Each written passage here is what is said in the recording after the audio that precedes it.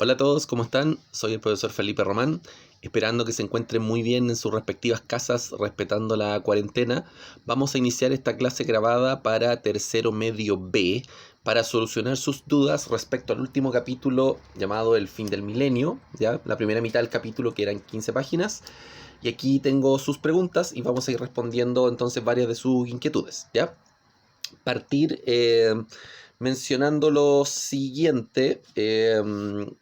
En el electivo de geografía, no todos están en el electivo de geografía, estamos revisando el texto de Wallerstein, ¿ya? Análisis de sistema mundo. Ese texto aborda un periodo más o menos similar a este, porque Hobsbawm acá está hablando del fin del milenio, o sea, los años 80, los años 90. Wallerstein también toma elementos de eso. Entonces, ustedes se van a ir dando cuenta, los que están en ambos ramos, historia y el electivo de geografía, se van a ir dando cuenta que de repente pueden haber algunas perspectivas distintas entre uno y otro autor, ¿ya? Por si sale algo distinto entre uno y otro para que no se confundan. De hecho, es obvio que de repente entre distintos autores hayan distintas perspectivas respecto al mismo proceso, respecto al mismo fenómeno, ¿ya? Ya, empezamos de inmediato. Voy a aclarar aquí un par de cosas. Voy leyendo todas las preguntas de ustedes. Hay algunas que se repiten, entonces voy a hacer una sola pasada para responder a varias de esas, ¿ya? Y después voy a ir viendo las preguntas más específicas. Ya, lo primero acá a considerar, dentro de lo que ustedes tenían que leer, ya aquí cuando parte el capítulo 19, el fin del milenio, aparecen tres textos, ya, de historiadores, escritores, etc. Vamos a hacer referencia al segundo. Vamos a leer el segundo, que es de Alexander Solzhenitsyn. Y Alexander Solzhenitsyn, ¿ya? Es un escritor ruso, un escritor soviético, que era un crítico del sistema soviético. Él estuvo preso en los campos de concentración soviéticos y por lo tanto él de alguna manera a lo largo de su obra tanto literaria, ensayística, se dedica a criticar a la URSS y respectivamente todo lo que tenía que ver con las restricciones de libertades que habían dentro de la Unión Soviética, ¿ya? Entonces voy a leer aquí el fragmento de Alexander Solzhenitsyn. Dice: aunque el ideal terrenal del socialismo y el comunismo se haya derrumbado, los problemas que este ideal intentaba resolver permanecen. Se trata de la descarada utilización del desmesurado poder del dinero, que muchas veces dirige el curso de los acontecimientos. Y si la lección global del siglo XX no produce una seria reflexión, el inmenso torbellino rojo puede repetirse de principio a fin, ¿ya? Entonces incluso acá Solzhenitsyn, que era un crítico del sistema soviético, dice que varios de los problemas que el sistema soviético intentaba solucionar de alguna manera no habían sido resueltos, ya problemas como la pobreza, problemas como la desigualdad, y la URSS, claro, intenta solucionar algunos de esos problemas, a la larga no le resulta. Entonces Solzhenitsyn dice que una de las cosas que nos tiene que quedar como lección del siglo XX es que hay que tratar de solucionar estos problemas, si no, como dice él, el torbellino rojo se va a volver a repetir, ¿ya? Solzhenitsyn entonces es crítico del sistema soviético, de por ejemplo cómo, no sé, coartaba la libertad de las personas, o cómo tenía lugares de prisioneros, campos de concentración. Pero claro, eso es en pos de alguna manera tratar de solucionar algunos de los problemas del siglo XX que a la URSS entonces no le resulta, ¿ya? Ya, ¿por qué coloco a Solzhenitsyn ahí como un ejemplo importante? Porque es precisamente el final, aquí estamos viendo como el final de la Guerra Fría, ¿ya? Eh, con esto aquí quiero responder de inmediato a algunas de las preguntas que ustedes hicieron. Por ejemplo, ¿por qué la URSS, a finales de los 70, estamos en un periodo de crisis acá, ¿ya?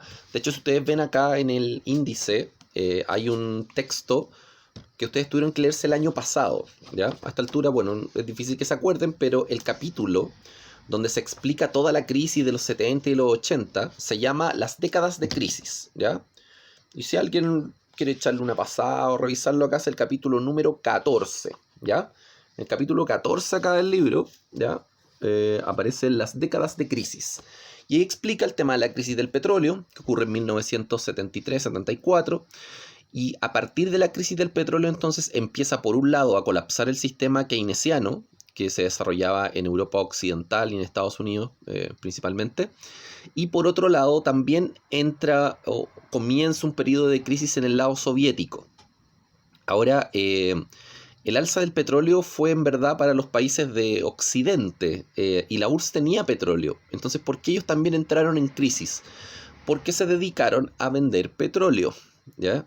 El mundo requería mucho petróleo en ese contexto y la URSS tenía petróleo para vender.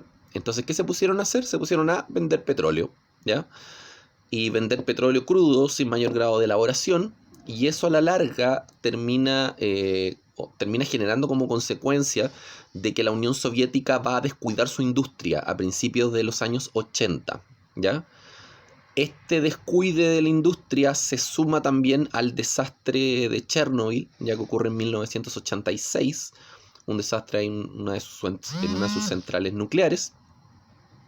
Y a partir entonces de esa circunstancia también se va a iniciar un proceso de crisis económica muy fuerte a partir del año 82-83. Además, el poderío soviético estaba perdiendo bastante peso en Europa Oriental. Recuerden que todo el lado oriental de Europa estaba bajo el dominio comunista, ¿ya? Y la URSS había tenido que invertir mucho dinero en poder controlar a sus países aliados, ¿ya? Países aliados como Polonia, Checoslovaquia, Rumania, Hungría. Recuerden que años antes, por ejemplo, en Checoslovaquia se trató de realizar un proceso de, como una especie como de revuelta popular, llamada la Primavera de Praga, todo un proceso de liberación cultural, intelectual. Entonces la URSS tuvo que mandar contingente militar para poder controlar todas esas sublevaciones, ¿ya? Entonces, a principios de los años 80, la URSS está perdiendo peso, entra en una crisis económica, descuida la industria, ya no tiene el poderío requerido para poder, en este caso, controlar a sus antiguos aliados. Y algunos países, por ejemplo, empiezan a salirse del Pacto de Varsovia, empiezan incluso a hacer elecciones propias, ¿ya? A principios de los 80. Y acá, por ejemplo, uno de los casos más emblemáticos va a ser el caso de Polonia, que en 1982 elige como presidente a Lech Walesa, ¿ya? Que él era miembro de un partido llamado Solidaridad, que tenía la particularidad de ser un partido católico, ¿ya? Entonces, en ese sentido, el hecho de que Polonia y otros países empiecen a hacer elecciones muestran de alguna manera que la URSS está perdiendo mucho poder y mucha influencia, ¿ya? Y eso se va a evidenciar de manera ya patente en 1989 con la caída del muro de Berlín, y ya definitivamente en 1991 la URSS se desintegra y pasa a ser Rusia y los antiguos países que componían la Unión Soviética, ¿ya? Entonces antes era Rusia más como 14, 15 países, todo eso era la URSS. Ahora la URSS se disuelve, vuelve a ser Rusia, y todos los otros países como más pequeñitos también se independizan, países como Ucrania, Bielorrusia, Estonia, Letonia, Lituania, Azerbaiyán, Turkmenistán, Georgia, Armenia, etcétera, etcétera, ¿ya? Ya. Ya, eso como contexto general. Ya respondí a una pregunta con eso. ¿Por qué si la URSS tenía tanto petróleo, por qué entra en crisis? Bueno, porque se dedicó a vender petróleo y descuida mucho su industria. Ya, vamos a ir con las preguntas. No voy a ir en el orden así como de lista, sino que voy a tomar aquí unas que me parecen como interesantes para abrir un par de elementos. Ya. Ya. Ciara Soto pregunta: ¿qué hechos o factores provocaron el declive de las religiones tradicionales u ortodoxas? Ya recuerden que ortodoxo es tradicional, clásico.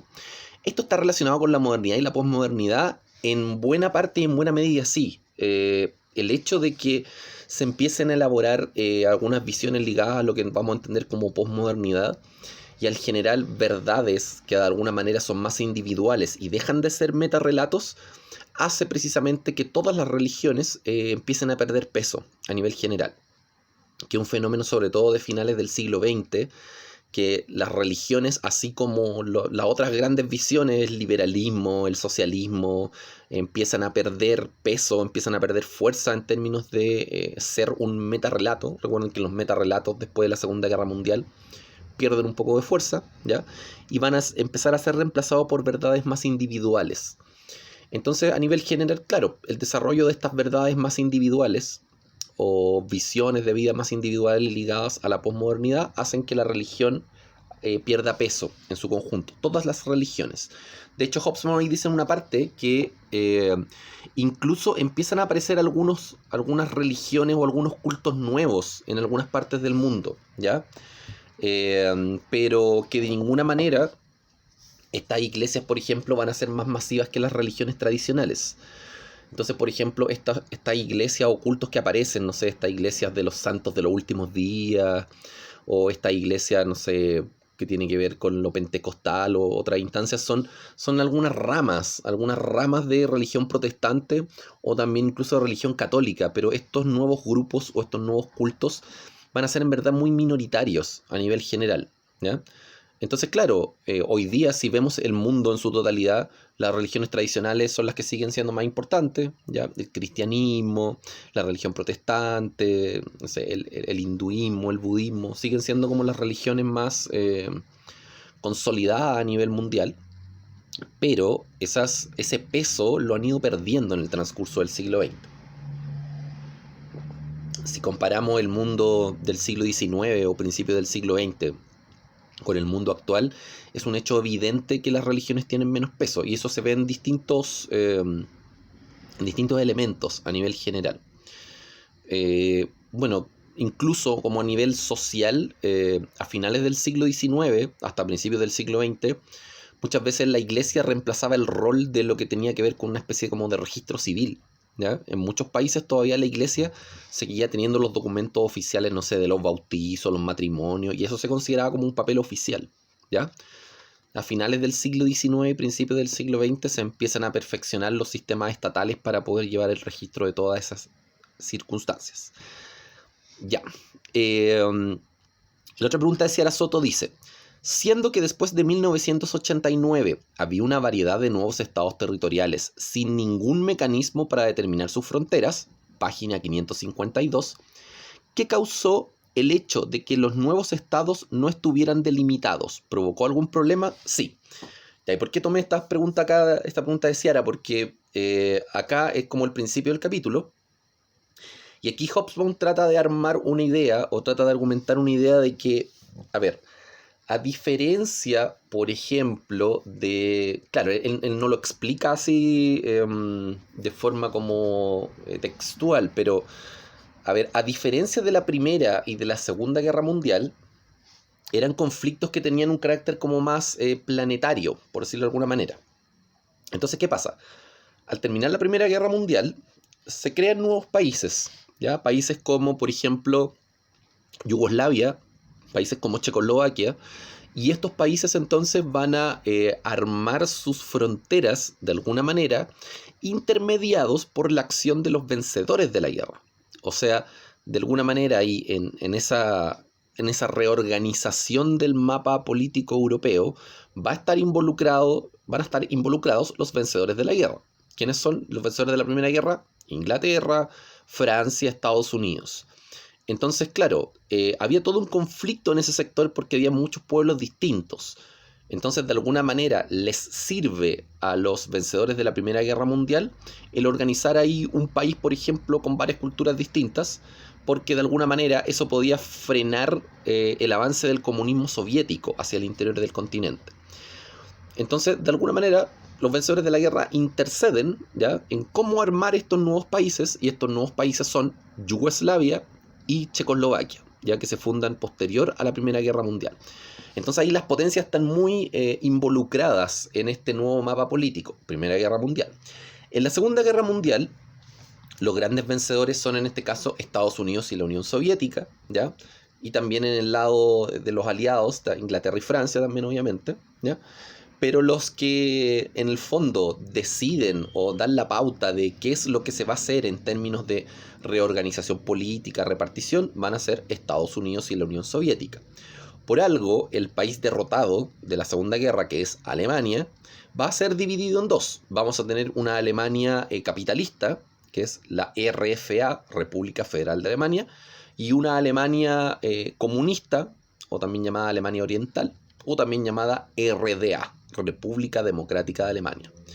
Entonces Estados Unidos y la URSS van a hacer una separación política de Alemania, y a partir de esto entonces ellos van a controlar esta nueva reorganización de carácter territorial, ¿ya?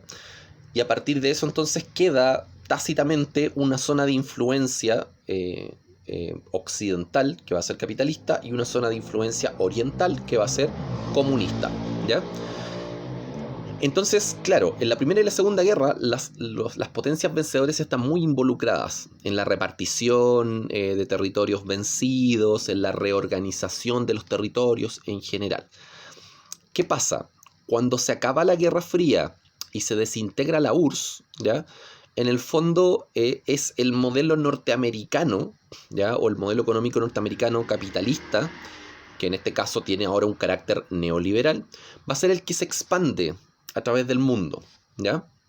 Y de hecho la misma Unión Soviética va a adoptar elementos neoliberales en el transcurso de los 90. Pero ahora, con lo que Hobsbawm explica de que ahora el reparto de la, no sé, el reparto o la organización de los países post Guerra Fría ya no va a estar tan controlado de alguna manera por las potencias, porque ahora, como el modelo neoliberal en el fondo ya se está expandiendo por el mundo, Estados Unidos ya no tiene como un enemigo claro. El enemigo de Estados Unidos, no sé, en la Segunda Guerra Mundial eran los nazis, ¿eh? El enemigo de Estados Unidos en la Guerra Fría era el comunismo soviético. Ahora no hay un enemigo claro, ¿ya? Entonces no hay un sistema que de alguna manera organice todas las nuevas reparticiones territoriales, ¿ya? Que aquí también hacían una pregunta, la ONU, lo que intenta mediar la ONU, de alguna manera, que aquí pregunta Catalina Rodríguez, lo que intenta mediar la ONU son los conflictos armados, ¿ya? La ONU intenta intermediar para llegar a acuerdos de paz, soluciones. Claro, pero habían muchos conflictos armados y estos conflictos armados tenían la característica de ser conflictos más locales, ¿ya? Porque, por ejemplo, en la Primera y Segunda Guerra Mundial, no sé, habían 5 o 6 países involucrados por lado y lado. En cambio, uno de los elementos distintos de los 90 es que muchos de los conflictos van a ser conflictos particulares, entre dos países, por ejemplo, ¿ya? O entre dos naciones, o entre dos pueblos distintos. Entonces, por ejemplo, no sé, se menciona acá el caso de la guerra que empieza en Yugoslavia a finales de los 90, ¿ya? El caso, por ejemplo, de Serbia, que va a entrar en guerra con otros países. Bueno, entre paréntesis, este libro es escrito a finales de los 90, entonces obviamente no aborda ningún proceso que va más allá del año 2000, ¿ya? Pero, por ejemplo, en la misma guerra que se produce en la ex Yugoslavia, llamada también Guerra de Kosovo, esa guerra va a terminar recién el año 2003, aproximadamente, 2003-2004, y el 2005 recién se va a empezar a hacer la división territorial de muchos de estos países. O sea, de la ex Yugoslavia, la ex Yugoslavia termina dividiéndose en 6 países distintos, ¿ya? Está Serbia, Croacia, está Bosnia-Herzegovina, está Macedonia, está Eslovenia, y creo que ahí está. Son los países que se dividen de la ex Yugoslavia. Entonces hay un conflicto al interior de Yugoslavia que es un conflicto cultural, ¿ya? Antes todos los países, todos esos pueblos, varios de ellos con idiomas distintos, estaban dentro de la ex Yugoslavia. Cuando Yugoslavia se divide, hay un proceso de guerra a finales de los 90, principios de los 2000, y entonces aparecen nuevos países. Es más o menos lo mismo que ocurre, aunque claro, de manera un poco más tranquila en Checoslovaquia. En Checoslovaquia eran dos pueblos distintos, eran los checos y los eslovacos, y ahí en Checoslovaquia se hace un referéndum para poder decidir si Checoslovaquia seguía como un solo país o se dividía. En el referéndum gana la opción de dividirse, ¿ya? Este referéndum se hace el año 1992. Entonces, claro, después de los 90 siguen habiendo conflictos armados, pero son conflictos armados que ya no tienen que ver con una disputa internacional de grandes potencias, ¿ya? Por ejemplo, incluso el mismo Estados Unidos va a entrar en guerra, lo que se llama la guerra del Golfo Pérsico, contra Irak, pero no es una guerra como antes, no sé, de capitalismo, comunismo, sino que es una guerra por conflictos locales e internos, ¿ya? Entonces, de alguna manera, Hobsbawm plantea, entre otras cosas, que estos conflictos nuevos son distintos a los conflictos anteriores. Antes eran conflictos a nivel mundial, ¿ya? Antes eran conflictos, podríamos llamarlo, de un carácter como más continental o de varios países. En cambio, no, ahora son como conflictos como locales. Y en todo caso, aunque por ejemplo Estados Unidos pudiera derrotar a muchos de estos países, como que no, bueno, no lo dice aquí Hobsbawm textualmente, pero como que no es como que valga la pena. Eh, ¿En qué sentido? Por ejemplo, Estados Unidos, no sé, gastó millones de dólares en la guerra de Vietnam, por ejemplo. ¿Para qué? Para evitar que Vietnam se volviera comunista, porque si Vietnam se volvía comunista, muchos otros países de Asia y de África también podían volverse comunistas, ¿ya? Entonces, claro, Estados Unidos invierte mucho en eso, en la guerra de Vietnam, porque tenía un objetivo geopolítico mucho más fuerte en ese contexto. Claro, pero ahora después de los 90, el ir a derrotar a una, no sé, a un país africano X, quizás ya no tiene tanto beneficio directo en términos como concretos. O sea, ya, ¿qué ganamos si vamos a invadir, no sé, que ahí colocan como ejemplo a Somalia, ¿ya? Que dice que Estados Unidos tuvo problemas con tratar de controlar las sublevaciones en Somalia. Y ahí mencionan a un personaje que se llama, bueno, que le llamaban el Abdullah Loco, ¿ya? Pero que su nombre real era, a ver, por aquí es Muhammad al-Buda, algo así, estaba por aquí en las primeras páginas del capítulo. Entonces, ¿para qué cita Hobsbawm a ese individuo que es un revolucionario somalí? Lo cita para decir que originalmente, claro, aquí está, Muhammad Ben Abdallah, el famoso mulá loco, eh, que claro, este es un revolucionario importante en Somalia de principios del siglo XX, y que acá incluso este revolucionario como fuerte, eh, los países que eran dueños o administradores de África en ese contexto no tuvieron tantos problemas para controlarlo a él, ¿ya? Que es el caso de, por ejemplo, el gobierno colonial británico, Italia, que eran los que administraban Somalia. Claro, dice que tuvieron problemas, pero que igual pudieron controlar la situación en Somalia. Estamos hablando acá de los años 30, ¿ya? Pero que Estados Unidos acá, dice acá, página 555, sin embargo, a principios de los años 90, los Estados Unidos y las demás fuerzas de ocupación de las Naciones Unidas, compuestas por varias decenas de miles de hombres, se retiraron ignominiosamente, o sea, como fueron pasados ofendidos, ya, como una derrota muy grande, a eso se refiere. Se retiraron ignominiosamente de Somalia al verse ante la opción de una ocupación indefinida sin un propósito claro. Incluso el poderío de los Estados Unidos retrocedió, cuando se enfrentó en la vecina Haití, uno de los satélites tradicionales dependientes de Washington, a un general local del ejército haitiano entrenado y armado por los Estados Unidos. Entonces, en general, claro, Estados Unidos, por ejemplo, como qué objetivo tiene, no sé, conquistar Somalia, o qué objetivo tenía, no sé, reprimir un proceso de manifestación en Haití, por ejemplo. Ya no tenía como un objetivo como macro, como lo que ocurría con las potencias en la Guerra Fría o en la Primera o Segunda Guerra Mundial, sino que ahora, al ser conflictos de carácter más local, ¿ya? Como que no hay un por qué, un para qué. Mientras esos países, de alguna manera, de una manera u otra, aporten al sistema de libre mercado o se rijan bajo los parámetros neoliberales, no hay para qué invadirlos, ni conquistarlos, ni nada así. Siempre y cuando estos países no sean una amenaza para Estados Unidos, de acuerdo a su visión. Y claro, siempre y cuando no tengan algún recurso natural como cuantioso, como el petróleo, por ejemplo, que en esos casos Estados Unidos sí ha hecho procesos de invasión de manera muy recurrente, no solamente de los 90 en adelante, sino que, bueno, durante todo el siglo XX prácticamente, ¿ya? Ya, entonces estábamos con la pregunta de Catalina Rodríguez que decía que no había un mecanismo para determinar las fronteras, ¿ya? Eh, Estaba preguntando que aparece eso en el texto. Claro, ahora no hay un mecanismo claro porque ya no están estas grandes potencias que ordenaban y organizaban todo el mapa político, sino que ahora estos conflictos locales, cada lugar de alguna manera, se van arreglando entre ellos. Claro, la ONU intenta mediar cuando hay instancias de guerra, por ejemplo, pero acá la ONU no tiene como un poder efectivo real para lograr dirimir o lograr, no sé, sancionar a los países o lograr mandar un ejército para controlar un proceso de conflicto armado.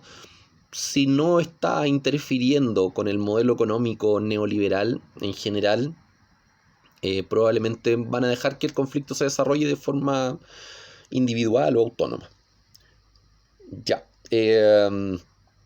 Ya Catalina también pregunta por qué en los países más ricos y desarrollados la población se comienza a estabilizar. Estamos hablando aquí de las tasas de natalidad, ¿ya? Y la de los países pobres no. ¿Por qué ocurre eso? Porque en general los países pobres tienen un bajo nivel educativo, un bajo nivel de enseñanza. Entonces termina ocurriendo en estos casos que, claro, países que tienen bajo nivel educativo o, por ejemplo, no tienen programas escolares eficientes, no saben o no les enseñan prácticamente nada con respecto al tema de la sexualidad, ni métodos anticonceptivos, ni nada.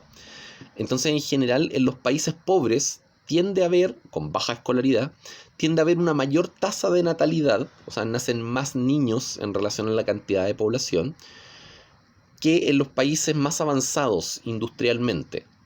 Ya la tasa de natalidad en Europa, por ejemplo, es bastante baja, porque claro, al ser sistemas más desarrollados o sistemas más avanzados, la gente tiene mejores oportunidades para estudiar, para trabajar. Entonces, claro, todo el tema de la natalidad y el tema de tener hijos se posterga mucho en esos países, ¿ya? Claro, acá hombres y mujeres, no sé, salen del colegio, entran a la universidad, hacen, no sé, un magíster, hacen un doctorado, porque está la posibilidad para ellos, en muchos de estos países la educación es gratuita o muy accesible. Entonces, claro, hay tantas oportunidades que la gente se dedica a estudiar, a trabajar, y recién, no sé, a los 30, 35 años, con suerte, empiezan a pensar en tener hijos, ¿ya? Entonces, los países más estables tienden a tener una menor tasa de natalidad que los países más pobres. Los países más pobres o subdesarrollados en general tienen una tasa de natalidad mucho más alta. Ya. Y Catalina entonces estaba preguntando en torno a la natalidad. Chris Soto dice, ¿por qué las personas empiezan a dejar de creer en sus ideologías? Más o menos lo mismo que habíamos explicado, el tema de la posmodernidad y el hecho de que estas ideologías no van a resultar en el papel. O sea, el comunismo soviético va a fracasar en los 80. Entonces, a la larga, obviamente, si yo creo en un modelo o en un metarrelato o en una idea que yo veo que fracasa estrepitosamente, ¿ya? Obviamente la gente va a dejar de creer en esas ideologías. Chris Soto también pregunta, ¿cuál fue el conflicto anglo-argentino del año 1982? Es la famosa Guerra de las Malvinas, que ocurre entre los ingleses y los argentinos. Y esta guerra entonces, bueno, hay una diferencia, o sea, considerable entre la tecnología de Inglaterra y Argentina. Entonces esta guerra la gana Inglaterra, 1982. Y derivado de esto también los argentinos, bueno, va a ser una derrota bien, bien fuerte en términos anímicos, en términos simbólicos. Y desde ahí en adelante, en la década de los 80, Argentina va a tener ahí algunos problemas con los ingleses en términos, bueno, en varios términos políticos, culturales. De hecho, ahí lo he explicado quizás más de alguna oportunidad. En Argentina se va a prohibir, por ejemplo, la llegada de elementos culturales anglo. Elementos, estamos, no sé, hablando como música, por ejemplo. En muchas radios argentinas se prohíbe tocar música en inglés. Y eso también le va a dar un mayor auge a la música en Argentina, ¿ya? Grupos que aparecen, no sé, en los 80 en Argentina, grupos, no sé, como Sumo, como Soda Stereo, no sé, muchos grupos musicales distintos, los Enanitos Verdes, que se van a popularizar y van a pasar a formar parte de este denominado como rock latino, ¿ya? Eso también, claro, se populariza en Argentina porque se prohíbe la música en inglés en muchas radios, ¿ya? Y lo mismo pasa con el cine. Va a haber varias dificultades. Claro, a la larga igual va a llegar cine extranjero, pero todas las películas se van a traducir al español hablado, las que llegan, ¿ya? Bueno, eso también le ayuda a que el cine argentino tenga una industria mucho más abundante y profusa, mucho más que, por ejemplo, en otras partes de Latinoamérica. Ya. Vamos con la pregunta de Benjamín Rivera. ¿Qué problemas que nacieron en el siglo XX aún no son resueltos y deben abordarse en este nuevo milenio? La pobreza, la desigualdad, que es lo que planteaba Solzhenitsyn, que problemas que no se han solucionado. O sea, en el mundo sigue habiendo pobreza, sigue habiendo hambre, sigue habiendo desnutrición. En muchos países africanos, por ejemplo, la tasa de escolaridad sigue siendo muy, pero muy baja. El nivel de alfabetización, lo mismo, ¿ya? Hay países que todavía, por ejemplo, sobre todo los países africanos que se independizaron recién en 1950, 1960, que todavía ellos no tienen una infraestructura productiva, por ejemplo, para dar trabajo. Porque aparte de eso, los europeos se llevaron todas sus materias primas, entonces hay países que literalmente no tienen de qué vivir. Y hay una instancia de pobreza terrible. Entonces uno ve el nivel de riqueza que tienen algunos países del mundo y ve el nivel de pobreza que tiene otros y se nota ahí una desigualdad tremenda. ¿Ya? Esos son los problemas que no se han resuelto en el transcurso del siglo XX. La otra pregunta de Benjamín Rivera dice: ¿cuál es una de las principales causas de tensión internacional del nuevo milenio? Bueno, de acuerdo a la lógica norteamericana, sería, en este caso, como el terrorismo sería un problema actual. Pero claro, también eso desde una perspectiva norteamericana, porque para ellos son terroristas todos los que no apoyan su visión política o económica, ¿ya? Pero bueno, el gran problema, porque lo plantea aquí Hobsbawm también, uno de los grandes problemas de finales de siglo y de principios del siglo XX es el tema de la contaminación ambiental en general, ¿ya? De hecho, aquí Hobsbawm plantea que es un problema que no se ha solucionado a nivel general, y como no se ha solucionado, es un problema que está ahí bien, bien latente. De hecho, en una parte del capítulo dice que también con esto respondo a otra de las preguntas. Dice que uno de los principales problemas actuales es el tema de la sustentabilidad, o la idea de lo sostenible. ¿Por qué? Porque es un concepto que igual tiene un cierto grado de ambigüedad, ¿ya? ¿Qué es la sustentabilidad? Se supone que se refiere, en este caso, a que un sistema económico, por ejemplo, pueda ser sostenible o llevable a través del tiempo, o sea, que funcione, que por ejemplo, no sé, si extraemos recursos forestales, ¿ya? El poder plantar, no sé, árboles nuevos para que de aquí, no sé, a 10, 20 o 30 años puedan, no sé, regenerarse el ecosistema. Todos esos elementos se refieren a la sustentabilidad o a lo sostenible, que se pueda mantener en el tiempo. Ahora, claro, el concepto de sustentabilidad o el concepto de lo sostenible no está del todo claro qué es lo que hay que hacer en cada una de las actividades económicas para que esto pueda funcionar de buena manera, ¿ya? Entonces aquí Hobsbawm plantea que uno de los conflictos importantes que tenemos ahora en el siglo XXI es una crisis ecológica. Y dice, en una parte explica, dice, esta crisis ecológica tiene tres vertientes o tres características. Dice, es una crisis ecológica de carácter planetario, o sea, nos afecta a todos por igual. Claro, uno puede decir, no sé, ya, supongamos que África está muy contaminado, pero ¿a quién nos afecta a nosotros la contaminación de África? Bueno, los sistemas vivos son sistemas interactivos, ¿ya? Todo lo que tiene que ver con ecosistemas, no porque en un lado esté ocurriendo algo, eso no nos va a afectar.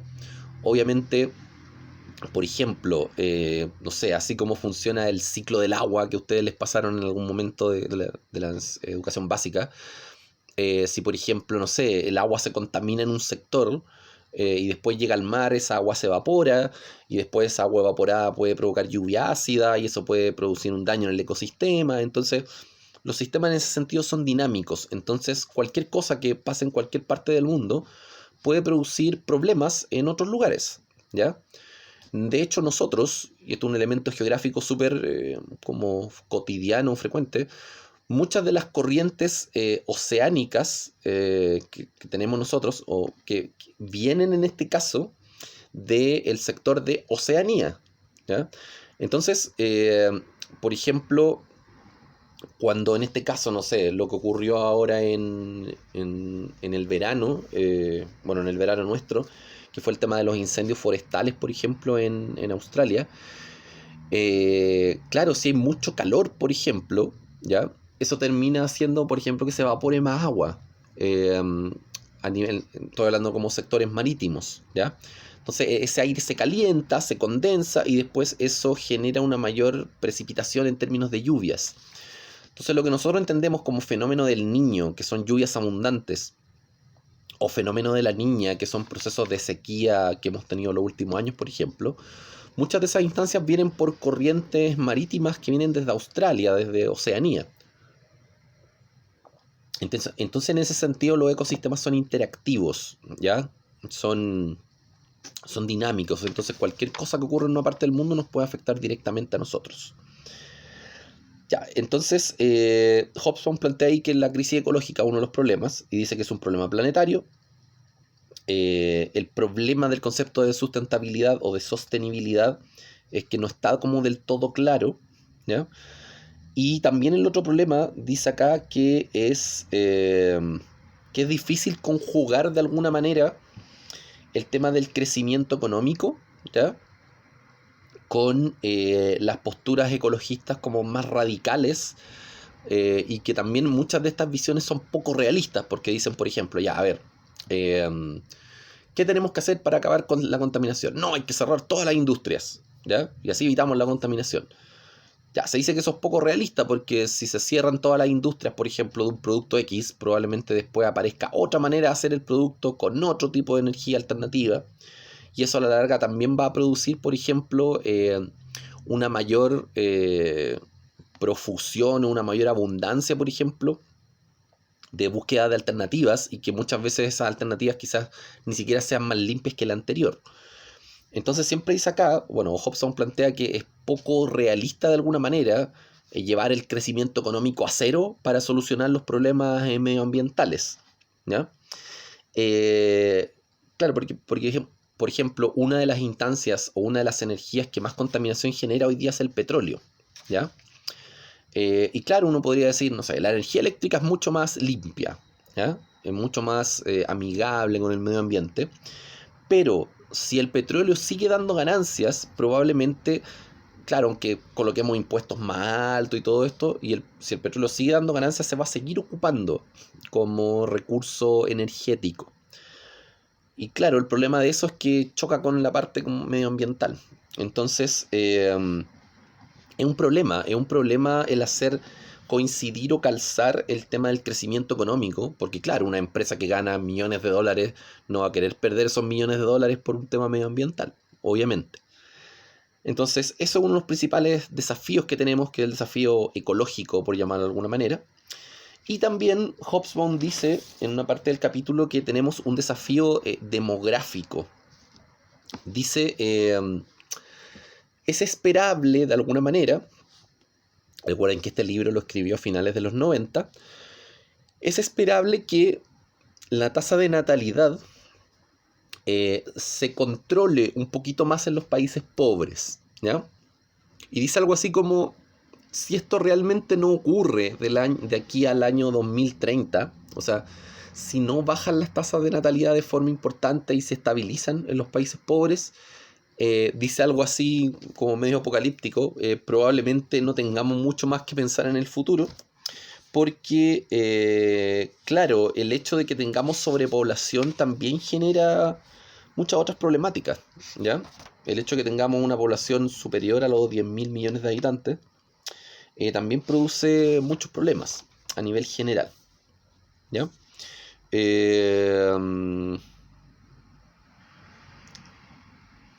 Sí, eso estaba por acá por la página 562, 563, que está hablando del tema demográfico. Ya. Eh,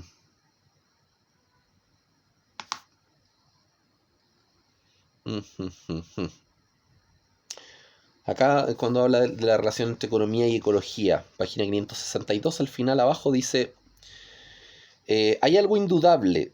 Este equilibrio, se refiere al equilibrio medioambiental, sería incompatible con una economía mundial basada en la búsqueda ilimitada de beneficios económicos.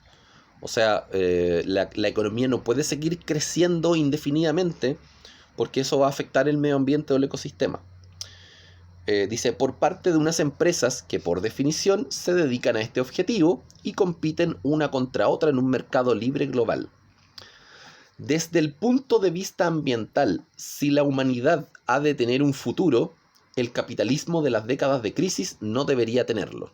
O sea, si el modelo neoliberal continúa, no sé, 20, 30, 40 años más, probablemente podamos tener un colapso medioambiental importante. Bueno, quizás la situación actual a nivel biológico de virus también a lo mejor quizás obedece un poco a eso. Bueno, entonces hay un choque ahí entre lo económico y lo ecológico. Y aquí varias personas preguntan qué significa el concepto laissez-faire, ¿ya? Laissez-faire significa dejar hacer, y ese dejar hacer hace alusión a una economía del libre mercado. Entonces, cuando hablemos de la economía laissez-faire, es como dejar hacer en la economía libre. El concepto de laissez-faire era muy utilizado en el liberalismo clásico, en el liberalismo que parte de mediados del siglo XIX hasta la crisis de Wall Street, 1929. Ya, entonces solo preguntaban unas 2 o 3 personas, así que ahí ya respondimos al laissez-faire, libre mercado. Ya, Maitel Cerca pregunta acá, ¿por qué el fracaso del ideal socialista abrió paso a las aspiraciones del socialismo no comunista? Con este socialismo no comunista se refiere de alguna manera a un socialismo más socialdemócrata, podríamos llamarlo, o sea, un socialismo más como de centro-izquierda, que es lo que, por ejemplo, en algunos países de Europa empieza a tener importancia, empieza a primar. Incluso si lo llevamos al caso de Chile, por ejemplo, en Chile el Partido Socialista en los 90 va a tener un poco más de importancia, un poco más de peso y se vuelve un partido más como socialdemócrata, un partido como de centro. Se supone, no sé, esta es la postura, por ejemplo, no sé, que uno podría asociar en Chile a los gobiernos de Bachelet, por ejemplo. O en el caso, no sé, de Alemania, a los gobiernos de al gobierno de Angela Merkel, por ejemplo. Entonces, el hecho de que el socialismo o el comunismo haya fracasado como gran metarrelato da pie a que estos sistemas más socialdemócratas empiecen a ganar peso. Y para el caso de Chile serían como los gobiernos de la Concertación, por ejemplo, de los 90. Ya. Viri Calamay, ¿cuál fue el principal motivo de la caída de la Alemania nazi? Ya, eso es materia del año pasado. La derrota en la guerra, Segunda Guerra Mundial. ¿Ese motivo podría haber provocado la caída de la Alemania comunista? No, son elementos completamente distintos. La caída de la Alemania comunista tiene que ver más con la crisis de la Unión Soviética en los 80. ¿Ya? Son procesos distintos. Ya, acá Vieri pregunta, ¿cuál fue el principal factor económico y cultural que ayudó a la globalización? A ver, a nivel económico, la expansión del modelo neoliberal desde mediados de los 80, principios de los 90, y también a nivel cultural del desarrollo de la tecnología. O sea, el hecho de que se haya podido desarrollar la globalización como tal es completamente impensable si, por ejemplo, no se hubiera masificado los computadores ni se hubiera masificado Internet, por ejemplo. Es como uno de los grandes, o sea, inventos del siglo XX, el desarrollo de una red. Claro, Internet como a nivel tecnológico existe desde los 70, pero era ocupado principalmente para instancias militares. Posteriormente sale o se establece como un producto de consumo general a finales de los 80, principios de los 90. Entonces la masificación de Internet sobre todo y la masificación de los computadores ha sido uno de los elementos culturales que ha incidido de forma más concreta en los procesos de globalización. Entonces la cultura cada vez se vuelve más global, en general, ¿ya? Acá pregunta Virit, ¿cuál fue el factor fundamental que hizo que en el periodo de Mikhail Gorbachev también se incorporaran elementos de libre mercado? A ver, Gorbachev fue uno de los últimos gobernantes de la Unión Soviética, ¿ya? Y Gorbachev de alguna manera se dio cuenta de la crisis que tenía la URSS desde el año 82 en adelante. Entonces todo el mundo en general estaba incorporando elementos de libre mercado, ¿ya? Entonces Gorbachev intenta probar a ver si la Unión Soviética, abriéndose un poco al libre mercado, podía mejorar su situación económica. Este proceso, en el caso soviético de los años 80, se le llamó la perestroika, ya esta apertura económica, y también ahí hubo una especie de apertura comunicacional que se llamó la glasnost, ¿no? Por eso se incorporaron elementos de libre mercado con Gorbachev, porque estaban tratando de solucionar el problema económico que venía desde principios de los 80. Ya. Antonia Carolina pregunta, ¿a qué se refiere el concepto de democratización y privatización de los medios de destrucción? Bueno, que ahora todo el negocio y el mercado de las armas está en manos de empresarios privados. Entonces, antes muchos de esta producción militar eran industrias militares, estatales, en muchos contextos. Como en la Alemania nazi, por ejemplo, o en el mismo Estados Unidos. En cambio ahora esta industria de las armas se ha vuelto una industria de carácter más privado. Entonces cualquier pequeño grupo, o sea, sobre todo en países donde la restricción a las armas es mucho, o sea, no es muy estricta, por ejemplo, como Estados Unidos, pequeños grupos, por ejemplo, pueden acceder a armas o elementos de destrucción. Entonces, comillas, acá la destrucción se democratiza, se vuelve más accesible. Pero claro, esto también produce más problemas en términos de violencia cotidiana, en términos de, no sé, si algún grupo terrorista quiere, no sé, comprar armas, por ejemplo, es mucho más fácil ahora que hace, no sé, 30 o 40 años atrás, por ejemplo. ¿Ya? A eso se refiere Hobsbawm con la democratización de los medios de destrucción y que ahora se vuelve más privado, son empresas particulares. Ya, Antonia Carolina pregunta por qué el autor plantea que el desarrollo sostenible es un término convenientemente impreciso. Es lo que decíamos anteriormente, no hay como una definición del todo clara y también las empresas tratan de ir como forcejeando también esta definición o esta visión de lo sostenible porque eso afecta a la economía o afecta al crecimiento económico. Entonces por eso no es un concepto tan definido, porque ahí hay muchos intereses económicos de grandes empresas que no quieren dar su brazo a torcer para no tener pérdidas económicas a nivel general. Ya, Matías Cartes, no entiendo por qué la URSS por vender petróleo se vino abajo. Ya lo explicamos, porque descuidó la industria. Y era la industria una de las fuentes de riqueza principales de la Unión Soviética. Entonces, al vender petróleo crudo, terminó haciendo lo mismo que hace Latinoamérica, vender materias primas sin procesar, y eso a la larga hace que los recursos pierdan valor, ¿ya? A nivel general. Incluso la Unión Soviética estaba vendiendo el petróleo bastante caro, pero al no producir industrialmente, su economía se empezó a venir abajo. Ya, aquí otra pregunta importante, Matías, que dice, ¿por qué de repente Medio Oriente se convierte en enemigo de Estados Unidos? Porque Estados Unidos durante la Guerra Fría le otorgó recursos a muchos países de Oriente Medio para evitar que se volvieran comunistas. Entonces Estados Unidos, por ejemplo, no sé, para evitar que, no sé, Siria o Libia se volvieran comunistas, no solamente le entregaron recursos, sino que apoyaron a varios de sus líderes que se terminaron convirtiendo en dictadores. También Estados Unidos, por ejemplo, le presta ayuda a Irak, le presta ayuda a Irán. Y cuando se acaba la Guerra Fría, esos países se terminan convirtiendo en enemigos de Estados Unidos porque ya el gran temor de que el comunismo se expandiera no tenía ninguna lógica ni ningún sustento.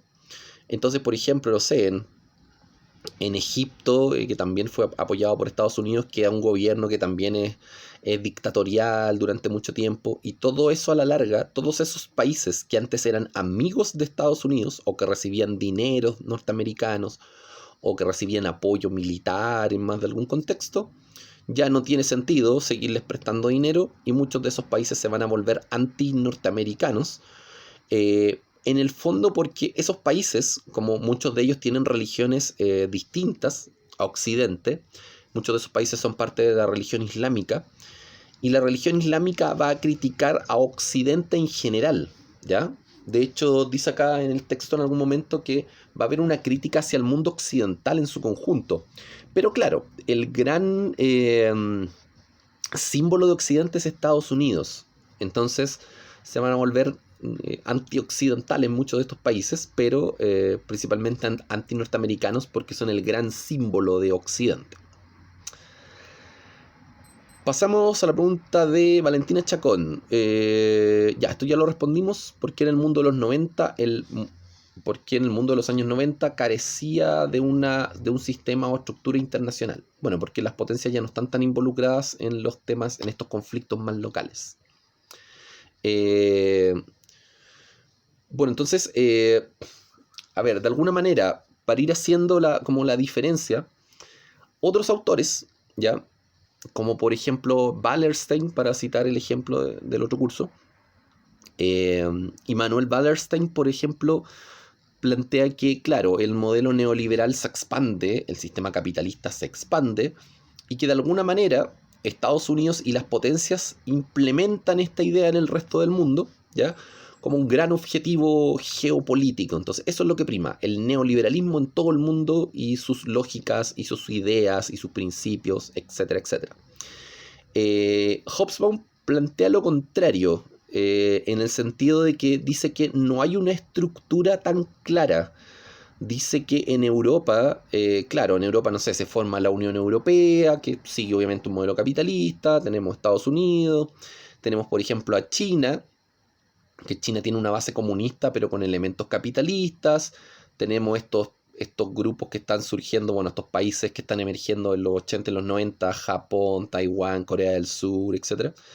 Y que están desarrollando instancias tecnológicas importantes. Entonces, para Hobsbawm, según él, no está del todo claro que el neoliberalismo domine como todo el mundo, o sea, como la gran, no sé, visión ideológica que determine todo. Para él, los conflictos culturales son sumamente importantes. Entonces, por ejemplo, no sé, para Wallerstein, por ejemplo, el tema económico y la aplicación de esas ideas es sumamente importante para ver cómo se organiza el mundo al día de hoy. Para Hobsbawm dice que eso no está del todo claro, dice que no es tan importante. En el sentido de que, claro, o sea, por ejemplo, los conflictos que ahora, muchos de los conflictos de Medio Oriente no se dan por instancias de carácter económico o político, se dan por instancias de carácter religioso, por ejemplo. O los conflictos, no sé, que se dieron al interior de Yugoslavia o al interior de Checoslovaquia, por ejemplo, no son conflictos por un sistema económico, por un sistema de organización política, sino que son conflictos culturales, ¿ya? Son conflictos porque, no sé, pueblos con distintas costumbres, distinta lengua, por ejemplo, querían dividirse porque ya no se sentían parte de un mismo país. Entonces dice acá Hobsbawm que los conflictos culturales pasan a ser muy pero muy importantes, sobre todo en la década de los 90, y por eso dice que no hay una estructura del todo clara, ¿ya? Porque antes, podríamos llamarlo así, en el mundo moderno, lo que primaba era el conflicto entre los metarrelatos. O sea, estaba, no sé, el liberalismo norteamericano o el modelo keynesiano versus, no sé, el liberalismo versus el fascismo, por ejemplo, ¿ya? O el modelo capitalista keynesiano versus el comunismo soviético en la Guerra Fría. Dos grandes metarrelatos que compiten ahí durante 50 años. En cambio ahora, también en este mundo de los 90, con instancias mucho más particulares, son otros los conflictos que surgen, ¿ya? Conflictos más locales, conflictos más de culturas, conflictos que tienen que ver con lo religioso. Entonces, por eso Hobsbawm dice que no hay una estructura del todo clara. Porque claro, por un lado el neoliberalismo se expande por todo el mundo, el mundo se globaliza, pero entonces ahora, ¿quiénes son los enemigos de eso? Los que critican el neoliberalismo, los que tienen otras religiones. Entonces, por eso no está como del todo claro según Hobsbawm. Lo que sí él establece de forma más o menos clara y patente es que los conflictos culturales van a ser muy importantes desde el fin de la Guerra Fría en adelante. Ya, continuamos. Acá pregunta Valentina Chacón, ¿por qué surge la xenofobia por parte de los países ricos? ¿Y por qué en el libro se dice que la Unión Europea estaba amurallando fronteras contra la invasión de los pobres del tercer mundo? ¿Por qué se da esta invasión? Bueno, porque en el contexto de Guerra Fría había muchos lugares del mundo que estaban en guerra, ¿ya? O que tenían conflictos. Bueno, siguen habiendo conflictos en muchos lugares del mundo. Pero con el proceso de globalización en general, la gente empieza a emigrar a países que tienen mejor situación económica, ¿ya? O sea, en este caso, por ejemplo, una de las cosas que plantea la globalización es, por ejemplo, no sé, la expansión de los mercados a nivel mundial y la expansión también de los productos, de muchos productos a nivel mundial. Entonces, por ejemplo, no sé, una de las instancias donde se empieza a reflejar esto es, por ejemplo, en el deporte, ¿ya? O sea, imagínense, África es sumamente pobre en los años 50, en los años 60, está recién partiendo, pero, por ejemplo, en la década de los 90, por ejemplo, no sé, empiezan a masificarse los televisores en algunos países, bueno, en algunas ciudades africanas. Entonces, por ejemplo, recién en los 90 los países africanos tienen acceso a muchos de estos espectáculos de, no sé, masivos, globales, como, no sé, por ejemplo, poder ver por televisión una olimpiada, o poder ver por televisión un mundial de fútbol, o poder ver, no sé, fútbol europeo, no sé, la Champions League, lo que sea. Entonces, claro, a partir de esa circunstancia, los países empiezan también a conocer mucho más elementos como de la cultura global. O sea, en los 90 también, obviamente, muchas de estas empresas, Adidas, Nike, McDonald's, no sé, Puma, van a empezar a llegar también a países del mundo subdesarrollados o países pobres, como los africanos. Entonces se van a empezar a conocer más cosas a nivel general. Ya, por lo tanto, claro, esto no es un elemento importante porque, a ver, si antes en muchos de estos países no había acceso a ninguna de estas cosas, y ahora, no sé, un niño, no sé, africano de algún país ve jugar, no sé, a Messi o a Cristiano Ronaldo o al futbolista que sea, no sé, probablemente va a querer comprarse, no sé, la camiseta del Barcelona o la camiseta del Real Madrid o la Juventus, el equipo que sea. Entonces, a partir de eso, claro, mucha gente también al conocer elementos del mundo europeo y de la cultura mundial a nivel general, empiezan a emigrar a otros lugares del mundo en busca de mejores oportunidades económicas, en busca de una vida mucho más estable, porque también en muchos de estos países siguen habiendo conflictos locales armados. Entonces, todo es parte del proceso de la globalización en sí, ¿ya? El conocer elementos de Europa, el buscar mejores opciones económicas. En general, entonces, desde los 90 en adelante se produjo un proceso de migración hacia los países más estables, que también, bueno, terminó ocurriendo en Chile, ¿ya? En el caso nuestro, como Chile era relativamente estable a nivel económico, ¿ya?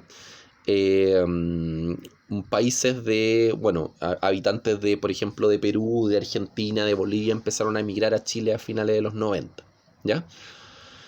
Pero claro, en muchos de estos países europeos se da esta xenofobia, eh, sobre todo contra la población que viene de África. Entonces, claro, por ejemplo, a muchos empresarios les convenía, en más de alguna instancia, que llegara población de África o de Asia, porque eran personas sin trabajo, buscando empleo, y la persona al estar, no sé, preocupada buscando empleo, le podían pagar un salario mucho más bajo. Entonces eso también les convenía por un lado, pero también si se daba un proceso de inmigración masiva, también era complicado porque eso podía de alguna manera provocar como algún tipo de segregación racial y otras instancias, ¿ya? O bueno, directamente xenofobia. En muchos países, hay países que son mucho más cerrados que otros a la llegada de extranjeros, ¿ya? Que se les trata bastante mal. Bueno, Chile no es la excepción, también acá hay elementos de racismo bastante frecuentes, ¿ya? Por ejemplo, uno de los países que ha puesto más trabas para el ingreso de población africana, por ejemplo, son los italianos. Entonces, claro, Italia también, o sea, durante, no sé, casi 20 años tuvo un sistema fascista. Entonces, Claro, han pasado ¿cuánto? 60, 70, 80 años, pero todos esos elementos no se eliminan de, no sé, de un día para otro, ¿ya? Quedan en Italia todavía muchos grupos que son sumamente racistas, y a partir de eso entonces también hay ciertas presiones de grupos políticos para poner trabas al ingreso de personas extranjeras. Ya. Benjamín Contreras, ¿por qué la gente deja de creer en las ideologías? Ya lo respondimos. Contexto de posmodernidad, caída de los metarrelatos. ¿Por qué no se toma en cuenta a los ecologistas? Bueno, por instancias principalmente económicas, ¿ya? Muchas veces los requerimientos de los grupos ecologistas, al ser a veces poco realistas, terminan chocando con el interés económico de muchas empresas. Ya, aquí pregunta Amelia Figueroa, pregunta por Somalia. Eso ya lo explicamos, ¿no? Que originalmente Somalia, claro, era una colonia compleja con este revolucionario Muhammad Abdul Alá, el llamado el Mula Loco, ¿no?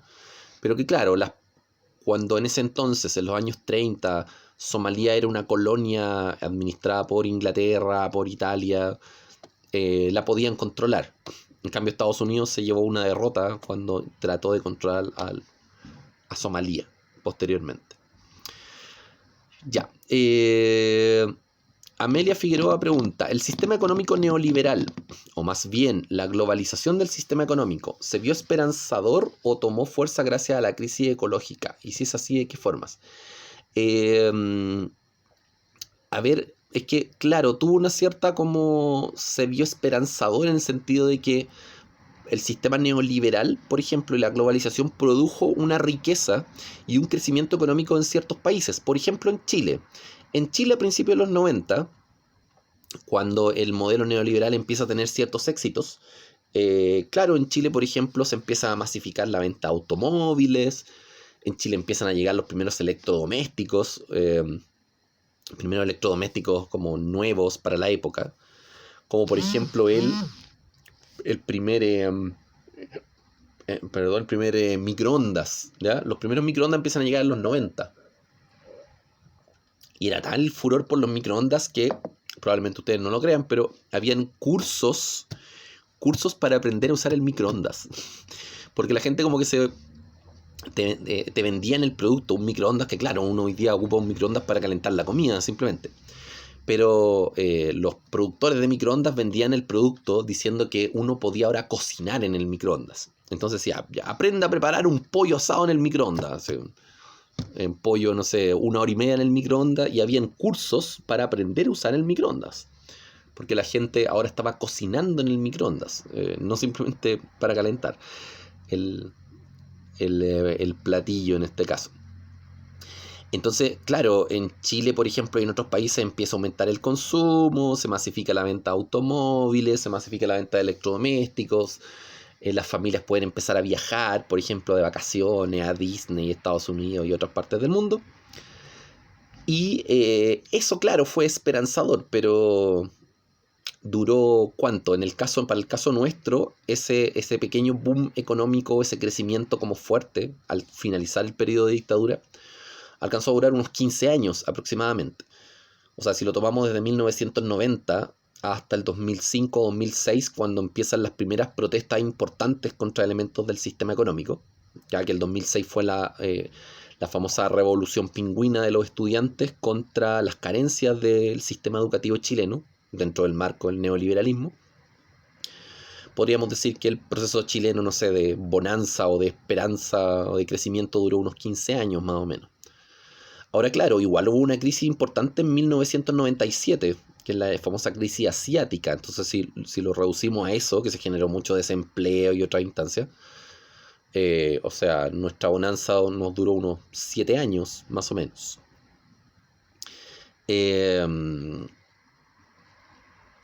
A ver aquí, Amelia Figueroa, bueno, lo de la crisis ecológica, no es que la crisis ecológica haya generado grandes expectativas económicas. O sea, es al revés. O sea, la crisis ecológica lo que hace es tratar como de poner un cartel como de aviso, como, oye, mira lo que estamos haciendo a nivel ecológico, esto puede afectar como los ecosistemas y la vida de todo el planeta en general, ¿ya? Pero claro, aquí lo importante es que el crecimiento económico y la idea neoliberal termina chocando con el tema de los problemas ecológicos.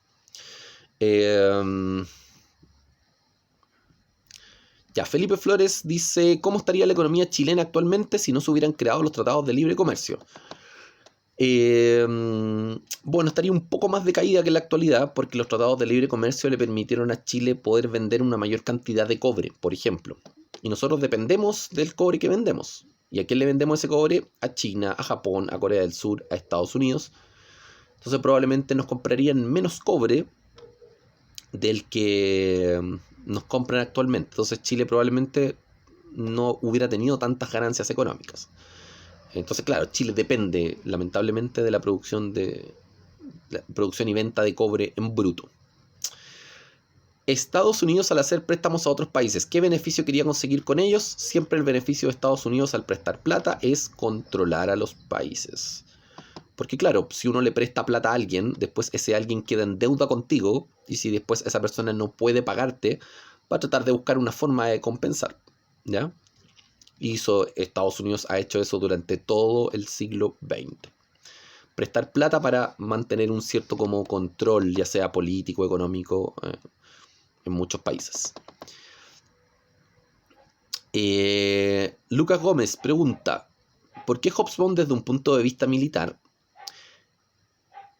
Porque Hobsbawm dice, desde el punto de vista militar, el primer mundo podía tratar al tercero como lo que Mao llamaba un tigre de papel. Bueno, la metáfora del tigre de papel es que, claro, pues se supone que un tigre es un animal feroz, potente, que te puede atacar, pero si tenemos un tigre de papel es como un tigre de mentira. O sea, es como una zona del mundo que potencialmente podría ser muy fuerte o muy peligrosa para los intereses de Estados Unidos, pero no tiene ni la fuerza militar, ni la preparación, ni el desarrollo tecnológico para hacerle frente a las potencias. Entonces tigre de papel es como un tigre que puede ser como un tigre, pero en verdad al ser de papel no reviste mayor peligro. Ya, también Lucas pregunta, ¿podría explicar lo de las terapias de choques o terapia de shock? De cuando Hobsbawm dice, sin embargo, cuando se intentó hacerlo para sustituir de un día a otro la antigua economía socialista soviética mediante terapias de choques, los resultados fueron económicamente desastrosos y espantosos desde un punto de vista social y político. Esto ocurre en Rusia en los años 90, pero no solamente ocurre en Rusia, ocurre en todo el mundo, porque en cualquier lugar que se implementó el modelo neoliberal, había que echar abajo o derrumbar los antiguos sistemas sociales. Esto, lo mismo que pasó en Rusia, por ejemplo, en 1993, pasó en Chile en 1982.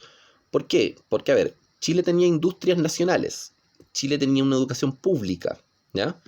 Entonces, para poder implementar una educación privada, para poder implementar industrias privadas, hubo que eliminar todo lo público que había antes. Entonces, claro, ¿por qué se produce un desastre económico, o social, político? Porque si tú eliminas los antiguos sistemas sociales, tienes que despedir un montón de gente. O sea, imagínate, si antes, por ejemplo, no sé, el Estado le pagaba a los profesores, que eran parte del sistema público, ahora, en vez de que el Estado le pagara a los profesores, para el caso chileno, ahora le empiezan los sueldos de los profesores empiezan a ser pagados por las municipalidades.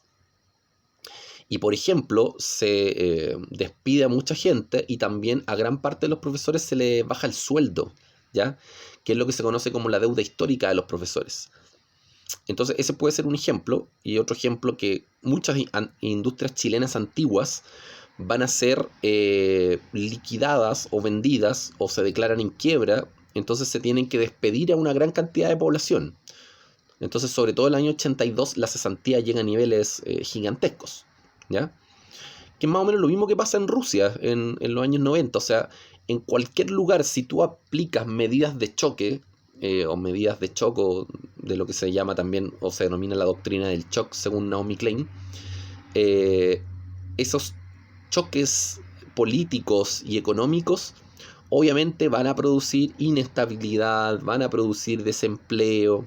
Siempre cuando se establecen medidas neoliberales, cuando empiezan a implementarse estas medidas neoliberales, generalmente hay mucho desempleo, aumenta mucho el desempleo. Que eso también se ve en el capítulo de Hobsbawm, que está explicado eso en el capítulo llamado Las décadas de crisis, que ustedes lo vieron el año pasado, ¿ya? Donde explica cómo se empieza a implementar el modelo neoliberal y cómo también eso produce de alguna manera cesantía, desempleo, crisis económica. Todos los países donde se implementa el modelo neoliberal empiezan a tener estos problemas, ¿ya? Y es lo que ocurre en Rusia, más o menos desde el año 93. Ya. Joaquín Guzmán pregunta, ¿por qué ocurre una creciente separación entre las zonas ricas y pobres del mundo? Bueno, por instancias de carácter económico y porque las zonas pobres del mundo de alguna manera culpan a las zonas ricas de su pobreza.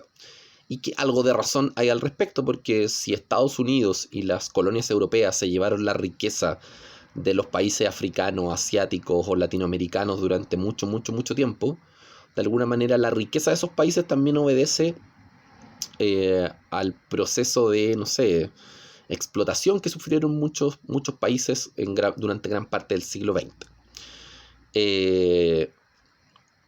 Ya aquí Joaquín Guzmán pregunta qué significa tolerancia de facto. De facto siempre es de hecho, ¿ya?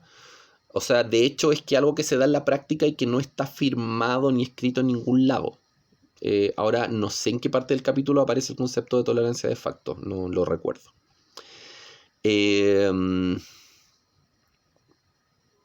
Ya. Tomás Gómez pregunta. En la página 557, Hobsbawm menciona: de hecho, uno de los atractivos intelectuales que ayudan a explicar el breve auge de la utopía neoliberal. ¿Por qué el autor declara esto si el sistema económico antes mencionado, incluso en los tiempos actuales, sigue funcionando en varios países del mundo? Ya, ¿por qué dice el breve auge de la utopía neoliberal? Porque en general en muchos países del mundo el sistema neoliberal se implementa, ¿ya? Se implanta, se toman medidas, se privatiza la economía, no sé, la educación se hace privada, la salud se hace privada, etc. Y el periodo de auge neoliberal en la mayor parte de los países es muy pero muy breve. O sea, estamos hablando breve en términos históricos porque el impacto, podríamos llamarlo así, positivo del neoliberalismo, los periodos de crecimiento, riqueza, ganancia, por ejemplo, ya lo dijimos, en el caso de Chile fueron ¿cuánto? Unos 15 años aproximadamente, que en términos históricos es poco tiempo. Si lo llevamos, por ejemplo, no sé, al caso de Argentina, es mucho más limitado porque en Argentina las primeras medidas neoliberales son con el gobierno de Menem, en los principios de los 90. Entonces, claro, Argentina en los 90 en general estaba muy bien, pero la economía argentina, producto de varios factores, colapsa, por ejemplo, en el año 2001. Entonces, el proceso, podríamos llamarlo así, de estabilidad o el proceso de utopía neoliberal, de crecimiento, de que el neoliberalismo genera cosas buenas, en la mayor parte de los países es breve en general. En el mundo europeo también, sobre todo en los años 90, cuando se establece la Unión Europea y se acaba la Guerra Fría y se abren las fronteras económicas, se expande la globalización, el neoliberalismo, muchos de estos países, claro, también van a tener instancias económicas muy positivas, ¿ya? Pero también van a caer en este problema de que el neoliberalismo empieza a mostrar sus elementos negativos un par de años después. O sea, en el caso de Chile es súper patente lo que ha ocurrido con la crítica al sistema de AFP. Por ejemplo, hasta el año 2005-2006 no había mayores cuestionamientos al sistema de AFP, a pesar de que las condiciones eran bastante malas. Pero claro, estábamos todos tan embobados con el tema del crecimiento que las instancias sociales eran dejadas como un poco de lado, ¿ya? Entonces la educación, la salud empiezan a mostrar sus falencias, como en la década del 2000, y en muchos países empieza a ocurrir más o menos lo mismo. Entonces por eso esta utopía neoliberal es bastante breve. Claro, el sistema sigue funcionando, pero es un sistema que está en crisis. O sea, si el neoliberalismo parte en general el año 76, ya han pasado el 76, 86, 96, 2006, 2016, 40 años, un poquito más de 40 años, y ya en año 2018, 2019 empiezan a haber protestas en distintos lugares del mundo, en Francia, en Ecuador, en Chile, criticando los elementos del régimen neoliberal.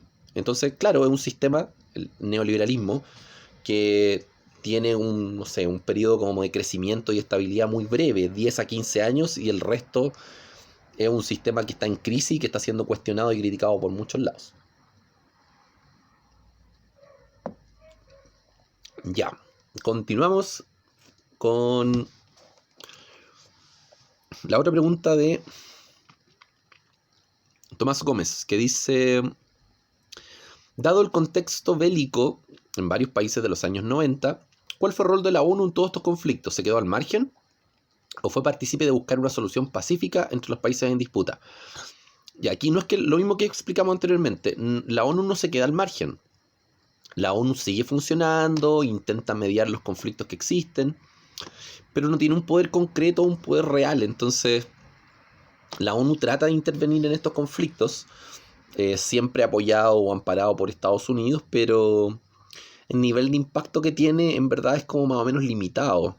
La ONU en la práctica se termina limitando más, la mayor parte de las veces, a hacer ayuda humanitaria, no sé, tratar de rescatar a los niños que están sufriendo ese contexto, de llevar como recursos, pero en términos de mediación es complicado. La ONU trata de mediar, no se mantiene en margen, pero muchas veces, o la mayor parte de estas intervenciones, terminan siendo bastante infructuosas en general. Como que no tiene como resultados tan concretos. Anaís Jara pregunta: ¿en qué le afectó a Chile la crisis de los 70, cuando entró en crisis el sistema keynesiano y el sistema socialista soviético? Bueno, es que nosotros aquí en Chile tuvimos dictadura militar, entonces Chile tenía en general entre los años 30 hasta los años 70 en general tuvo un sistema más ligado como a lo keynesiano, siguiendo más esa lógica. Pero claro, como el modelo de Allende tenía una característica más socialista, aquí todo eso se termina eliminando de golpe por el golpe de Estado que ocurre en 1973. Entonces, a ver, ¿cómo afecta, si lo llevamos al caso chileno, la crisis del sistema keynesiano, que ocurre por ahí por el año 76? ¿Cómo termina afectando a Chile? Porque ocurre la crisis del petróleo, lo que dijimos, ¿cierto? Crisis del petróleo, sube el precio del petróleo, Estados Unidos entra en una crisis económica, se empiezan a dejar de lado los ideales keynesianos y empieza a ganar peso el neoliberalismo. Y esa crisis, por ejemplo, en Chile va a impactar directamente, sobre todo en el año 1982. ¿Ya? La crisis del 82 chilena es producto de la crisis del modelo keynesiano. Ahora, la crisis del sistema socialista soviético en 1991 no impacta mayormente a Chile. La crisis del modelo keynesiano desde el 76 es así, va a ser bien fuerte y va a terminar afectando a Chile con una crisis tremenda en 1982. Porque claro, al pasar, lo que dijimos, al pasar de un modelo keynesiano a uno neoliberal, ¿qué es lo que hay que hacer? Cerrar las empresas públicas, despedir mucha gente, eso genera cesantía, y es una de las cosas que pasó aquí en Chile en 1982. Ya, Anaís Jara pregunta: ¿el concepto de terrorismo se sigue manteniendo? Sí, se sigue manteniendo, de acuerdo a una lógica principalmente norteamericana, globalizada. Laura pregunta: ¿qué era la religiosidad sectaria militante? Sectaria se refiere a secta, ¿ya? Y se refiere a una secta religiosa, se refiere como un grupo religioso pequeño. Y bueno, un militante es una persona que apoya una visión, o que apoya, no sé, a un grupo en específico. Entonces, cuando se habla de la religiosidad sectaria militante, grupos pequeños que apoyan a una secta religiosa, secta entendido como un grupo religioso como de carácter como cerrado. Dice: ¿cuáles eran sus objetivos de la religiosidad sectaria militante? Lo que pasa es que en Medio Oriente han surgido muchos grupos sectarios dentro de las mismas religiones y que han criticado muchas veces a Occidente, y para ellos Occidente es el gran enemigo. Entonces desde ahí, desde estos grupos que tienen ciertas interpretaciones como más extremas de la religión o más sectarias, tienden a hacer una crítica a Occidente y tienden a conformar o grupos muchas veces paramilitares, o tienden, por ejemplo, a conformar grupos que tienen, no sé, como fin, no sé, eliminar a personas de otras religiones. Entonces ahí se forman estos grupos que terminan siendo denominados como fundamentalistas, ¿ya? Aunque claro, muchos de estos movimientos que son denominados fundamentalistas también son denominados así porque son enemigos de Estados Unidos o enemigos de los intereses de Estados Unidos. Entonces, por ejemplo, no sé, Israel, que de alguna manera ha diezmado y ha arrasado con la población palestina, muchos movimientos de reivindicación palestina son tratados de terroristas o son tratados de fundamentalistas, siendo que Israel ha sido en este caso el que ha usurpado el territorio de Palestina, por ejemplo. Ya, la otra pregunta de Laura ya la respondimos, porque se separan las regiones del mundo ricas y pobres. Lucas Manríquez, ¿cuáles fueron las 3 etapas que marcaron y seccionaron el siglo XX? Eso está en la introducción del libro, no está en este capítulo. Pero las 3 etapas eran desde la Primera Guerra Mundial hasta la crisis del 29, que es como la crisis del sistema liberal en general. Después tenemos el periodo de 1929 a 1976, que corresponde como al modelo keynesiano, ¿ya? Incluyendo el estado de bienestar y todo esto. Y desde el fin del lo que se llama las décadas de crisis, desde ahí en adelante, ¿ya? Desde la crisis del keynesianismo, la implementación del modelo neoliberal, y que también en ese mismo periodo va la crisis del comunismo soviético. Eso está en la introducción del libro.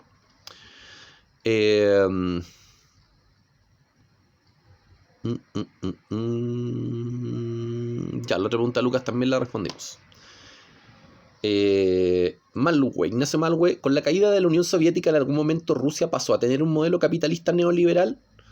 Sí, desde que se separa la URSS, empieza esta conversión neoliberal que se va a ver de manera bastante fuerte en el año 1993, cuando hay varios conflictos internos en la nueva República Rusa, ¿ya? En Rusia. Bueno, también le he dicho esto. También, por ejemplo, no sé, los mundiales de fútbol a veces sirven para ver cómo estas diferencias en el cambio de los nombres de los países, ¿ya?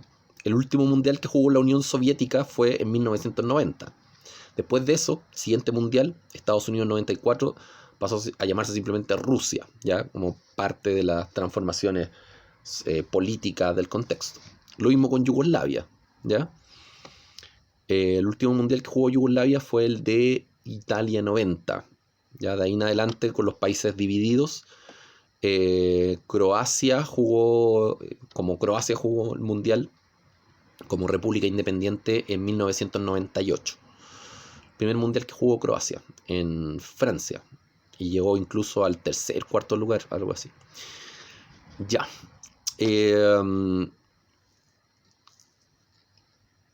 Malwe pregunta también, luego de la Guerra Fría, ¿hubo otras guerras o batallas que no involucraran al neoliberalismo? Sí, eso dice el texto. Dice que hay muchas batallas, muchas batallas y conflictos en África, en Asia, en otros lugares de América, pero que ya no son conflictos que tengan que ver con la Guerra Fría, son conflictos locales y culturales.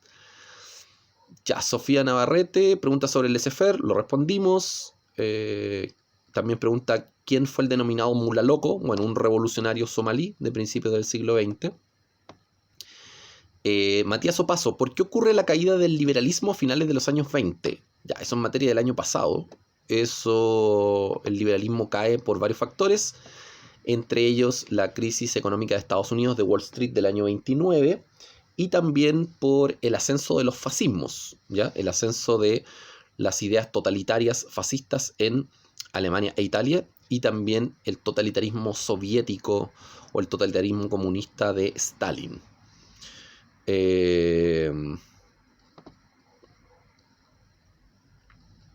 Matías Opaso también pregunta, ¿cómo se podría resumir el papel del neoliberalismo en este capítulo?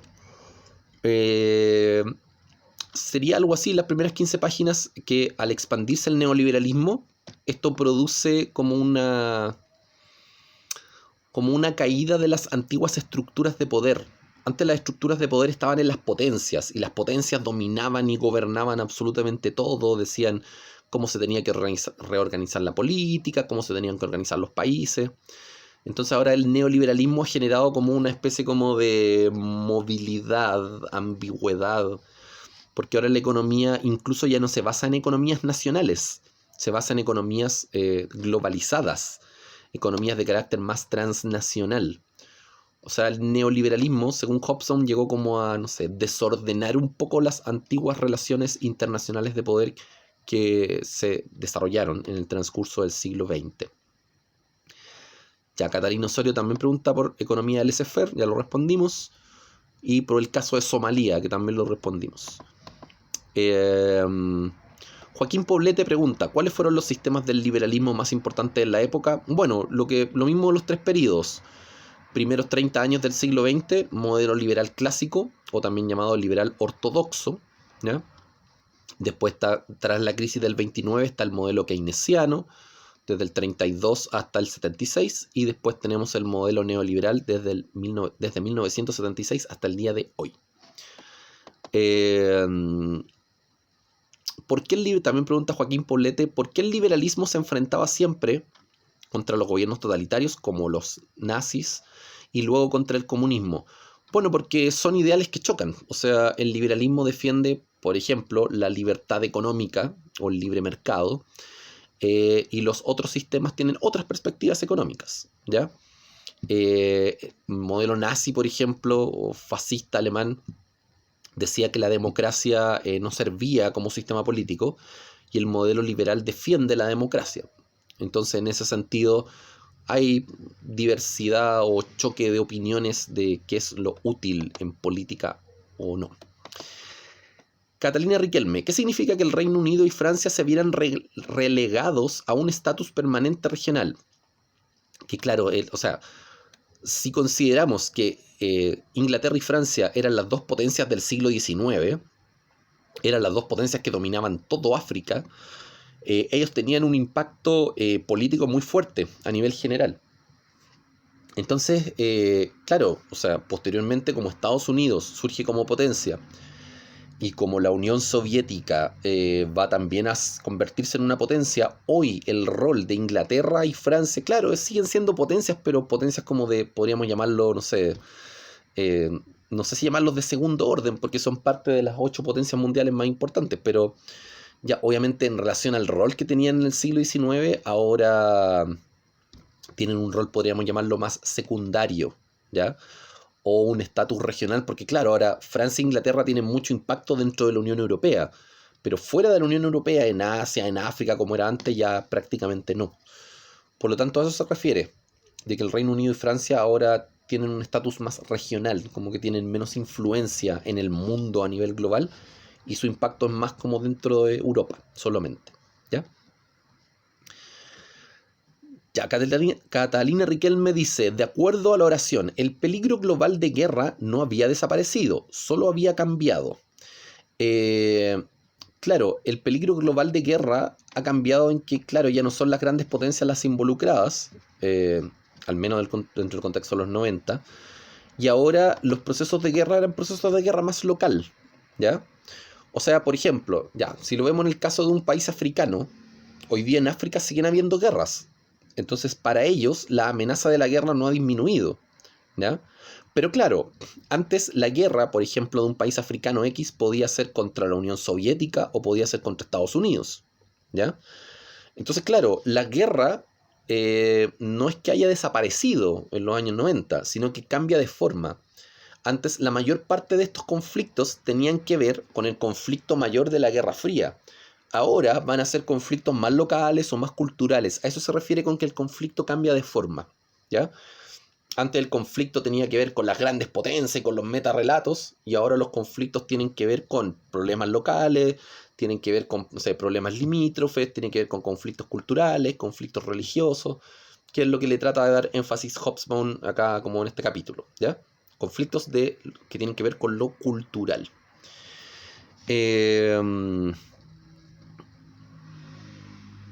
Martina Rivara dice, acá hay una parte que dice,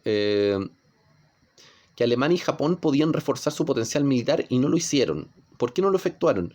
Bueno, porque ahora que no tiene mucho sentido en verdad que, no sé, Alemania o Japón vuelvan a rearmarse, no sé, tras la Segunda Guerra Mundial, por ejemplo, ¿ya? Eh, porque claro, son países que fueron derrotados en la Segunda Guerra, obviamente, pero claro, Alemania estaba dividido entre capitalismo y comunismo. Japón, después de, no sé, que le lanzaron las bombas atómicas, estaba tratando de salir adelante en términos económicos y desarrolla todo un proceso industrial en los años 70. Entonces, el reforzar lo militar, la potencia militar, era algo, podríamos llamarlo así, como de la vieja escuela, así como de la lógica antigua de las potencias. La lógica, no sé, de lo que se pretendía hacer en la Primera, Segunda Guerra Mundial o incluso en la Guerra Fría, que se buscaba de alguna manera tener como una potencia militar importante para dominar el mundo. Ahora no, dentro del contexto globalizado, los países más prósperos no son necesariamente los que tienen mayor fuerza militar. Los países más prósperos son los que logran desarrollar mejor su economía y los que logran desarrollarla mejor o insertarla mejor dentro de un contexto globalizado. Entonces, por ejemplo, hoy día Japón, gracias a toda su tecnología, produce, no sé, celulares, televisores, computadores, y es un país sumamente estable, Japón hoy, no porque tenga una gran fuerza militar, sino porque tiene una economía muy, muy potente a nivel tecnológico. Entonces, de acuerdo a eso, por eso estos países, Alemania, Japón, o sea, ¿de qué les sirve ahora militarizarse? Eso es algo como, no sé, de la vieja escuela, por decirlo de alguna manera, o de las economías, no sé, previas, ¿ya? Ahora es mucho más importante desarrollar lo económico que lo militar.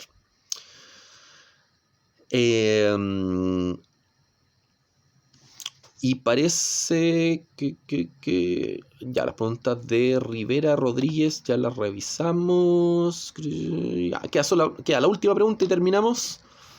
Dice Martina Rivera, cuando se menciona que ahora resulta posible que pequeños grupos de disidentes, políticos o cualquier tipo puedan crear problemas y destrucción en cualquier lugar del mundo, ¿significa que hubo un cambio para que esto fuera así? Sí, ese cambio es la globalización. Antes los conflictos en general eran entre las potencias, entre los conflictos, entre la lucha ideológica, todo lo que tenía que ver, no sé, comunismo versus capitalismo, conflictos de la Guerra Fría, o conflictos armados en Medio Oriente, en África, en Asia, todo tenía que ver con las ideas o los metarrelatos de las grandes potencias. En cambio, ahora con la globalización, estos problemas o lo ligado a la destrucción en cualquier lugar o a lo que se denomina como terrorismo, es producto también de la globalización. Uno de los problemas que no se ha resuelto dentro de la lógica globalizada es el problema del terrorismo, ¿ya? Que han... claro, obviamente esta lógica terrorista también es como, no sé, no lo plantea Hobson, lo plantea más mucho esta idea Wallerstein, que por ejemplo, la categoría que actualmente nosotros utilizamos para explicar el terrorismo es la categoría que viene desde Estados Unidos, ¿ya? O sea, por ejemplo, los medios de comunicación, las películas y toda la cultura popular ha construido una idea del terrorista. ¿O quiénes son los terroristas? ¿Quiénes son los terroristas? Los musulmanes, los islámicos, y se les caricaturiza en las películas y en un montón de otras cosas. Es sumamente fácil de ver en las películas de los 90, incluso películas de los años 2000, películas norteamericanas, películas gringas que clasifican de terrorista a una persona por, no sé, ser parte de un grupo étnico distinto. Entonces, muchas veces esa clasificación o categoría de terrorismo viene de los medios de comunicación norteamericanos. Ahora, claro, evidentemente en muchos países han surgido grupos armados con reivindicaciones particulares.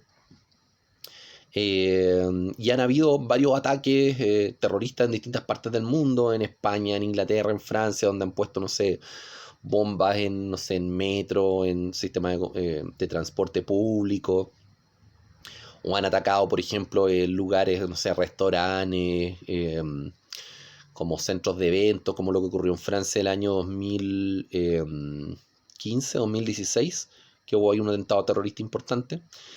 Eh, entonces, claro, muchos de estos atentados terroristas provienen de algunos grupos sectarios o algunos grupos que se les podría llamar como fundamentalistas, ¿ya? Pero claro, un problema que no ha tenido mucha solución y que se ha ido expandiendo, claro, a partir de las redes de comunicación, a partir de lo que dice Hobsbawm, a partir de la democratización de la violencia o de la democratización de los medios, dice la democratización de los medios de destrucción masiva, ¿ya? Se ha ido un poco generando estos problemas ligados al terrorismo, que es parte de la globalización en sí. El hecho de que la cultura se expanda a nivel global y que la economía se expanda a nivel global también da la posibilidad, entre otras cosas, de poder acceder a una gran cantidad de productos, armas y demás. Ya, con esto terminamos. Disculpen lo largo del video, pero traté de responder todas sus dudas. Que estén muy bien, un gran abrazo a todos y nos vemos en una próxima oportunidad. Que estén muy bien, un abrazo, cuídense. Chao, chao.